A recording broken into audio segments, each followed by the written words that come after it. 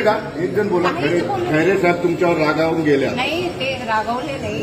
त्यांनी काही म्हणजे त्यांना असं वाटतं की आम्ही घोषणा दिल्या, काहीच नाही दिलं आम्ही. कोणी बाईट करू नका, उगाच अन्यसरी पक्षामध्ये आम्हाला काय उपयोग त्याचा, तुम्ही महिलांना समजा. रागवलेच नाही, आमच्यावर रागवलेच नाही.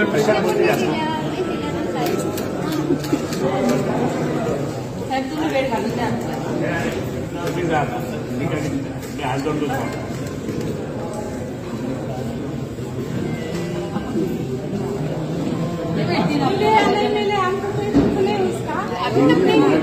आतापर्यंत भेटले आम्हाला सत्य काय आहे, आम्हाला काही फरक पडत नाही. आमदार होतील, खासदार होतील, मंत्री होतील, हे होतील, कार्यकर्ताच राहतात. कार्यकर्त्याला तिथपर्यंत संघर्ष करावा लागतो. कार्यकर्त्याला तुमचा राग उद्धव ठाकरेंवर आहे का स्थानिक नेत्यांवर? आमचा राग कोणावरच नाही आहे. बघा, कोणावरच नाही. फक्त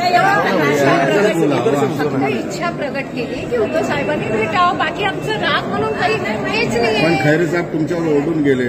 नाही, ते रागवले नाही. ते रागवले, आता 2 मिनिटं रागवले तर लगेच ते आम्हालाच बोलणार आहे. शेवटी कार्यकर्त्यांना तेच सांभाळणार आहे, खैरे साहेबच सांभाळणार आहे.